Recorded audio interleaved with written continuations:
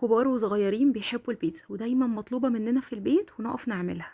والرد الشهير اللي بيترد علينا بعد ما بنقف ساعات كتير قوي ونعمل بيتزا ان بيتزا المطاعم برضو ليها رونق خاص وطعم مختلف. فجايبه لكم النهارده بقى العجينه المثاليه اللي هتجمع ما بين بيتزا اشهر المطاعم وبيتزا البيت اللي بنقف نكلفها كتير جدا بعجينه بسيطه واقتصاديه خالص. اوعدكم بعد الفيديو ده مش هتشتروها من بره تاني. قبل ما نبتدي، لو اول مره تشوفوا وصفتي، انا مروه. تنسوش تعملوا لايك وشير عشان يوصل للحبايب حبايب الحبايب. كوبايه ونص ميه بدرجه حراره الغرفه، يعني مش دافيه ولا بارده، عليهم معلقه كبيره ممسوحه خميره ومعلقه كبيره ممسوحه سكر، ورشة الملح بتاعتي على نص كيلو دقيق اللي هم 4 كوبايات دقيق تقريبا. وهنزل بالمية بتاعتي اللي عليها الخميرة واحدة واحدة وابدأ ألم العجينة. طيب يعني أنا كمية السوائل بتاعتي كلها قد ايه دلوقتي؟ أنا دلوقتي حطيت كوباية ونص وزودت ربع، يعني كوبايتين إلا ربع مية على 4 كوبايات دقيق. بعاير المواد السائلة والمواد الجافة بنفس الكوباية علشان المقادير بتاعتي تطلع مظبوطة. لميت العجينة خلاص وما بعجنش فيها كتير قوي، انا بلمها بس يعني حتى بيكون شكلها مش مرتب، وبعدين على مسحة زيت كده وهدخلها التلاجة ساعة تتخمر. دي بعد ساعة تقريبا كانت العجينة بالشكل ده. والله بقى قعدوها ساعة ساعتين يعني عجنوها وبعدين طلعوها على الشغل على طول. ممكن نعجنها اول اليوم وبعدين نطلعها على الشغل. العجينة بتاعتي ساقعة، هبدأ ألمها بالشكل ده. بلمها ببساطة خالص، هي بتكون عجينة لينة وبتلزق شوية، مفيش أي مشكلة. هعمل من المقدار بتاعي 2 بيتزا حجم كبير.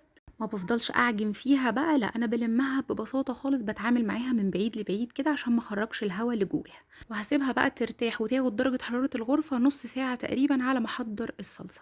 شويه زيت عليهم فصين توم لو بنحب نكهه التوم في الصلصه، وعليهم صلصه جاهزه عادي خالص، وملح وسكر. وبعدين هبدأ أقلبها على النار، أسوي صلصة كويس، السكر علشان حموضة الصلصة. بعدين هزود ربع كوباية مية ورشة زعتر برضو لو بحب نكهة الزعتر، وهسبكها على النار وهطفي عليها. أسهل صلصة ممكن تجربوها وتعملوها. العجينة بتاعتي بعد نص ساعة خلاص ارتاحت وأخدت درجة حرارة الغرفة، وهبدأ أشتغل بيها. رشة دقيق عليها رشة سميد لو متاح عندي، ممكن أشتغل على دقيق بس برضو، وممكن أشتغل على ورقة زبدة براحتي خالص. شايفين العجينة طرية ازاي وبتمط في ايدي، بتتفرد بكل سهولة من جوه لبره. وهحدد الأطراف كده، طبعا سمك الأطراف يرجع ليكم وسمك البيتزا برضو يرجع ليكم. هفردها في الصينية بتاعتي بالشكل ده، وهبدأ أعمل فيها نغز كده بالشوكة عشان ما تعليش قوي. وهحط الصلصة وادخلها الفرن 5 دقايق تقريبا تتشمع. هكون مسخنة الفرن على أعلى درجة حرارة، رف أوسط. بعد ال5 دقايق بطلعها وابدأ أحط الحشو بتاعي اللي أنا بحبه. هعمل واحدة مارجريتا وواحدة بالبيبروني. بصوا شايفين العجينة برضو بتتفرد معايا ازاي، بعمل معاكم التانية بتمط جدا، العجينة مظبوطة خالص، ومش مش بفرد فيها قوي بايديا عشان ما اخرجش الهواء منها. برضو هفردها واحط الصلصة بتاعتي وادخلها 5 دقايق الفرن، بخليها تبدأ العجينة تدخل في السوا كده. وبعدين اطلعها احط الجبن بتاعتي واحط الحشو بتاعي وادخلها تكمل تسوية في الفرن، بتاخد تقريبا كمان 10 دقايق او ربع ساعة. التسوية بتكون مظبوطة جدا، بتكون لسه محتفظة بالطراوة بتاعتها من جوه وما نشفتش. بدخلها انا بقى الفرن تستوي الاول ال5 دقايق اللي قلنا عليهم دول علشان العجينة تاخد تسوية مظبوطة خالص، والحشوات بتاعتي تفضل برونقها زي ما هي. شوفوا معايا بقى العجينة ازاي مستوية من تحت كويس قوي. السميد مدي قرمشة للاطراف وللبيتزا من تحت حلوة جدا، ومن جوه طراوة ما تتوصفش.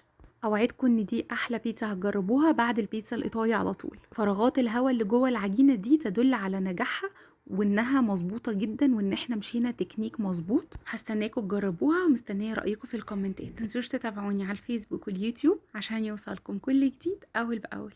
اشوفكم على خير في فيديو جديد ووصفه جديده، والف هنا وعافيه على قلبكم وقلب ولادكم مقدما، ومع الف سلامه، وباي باي.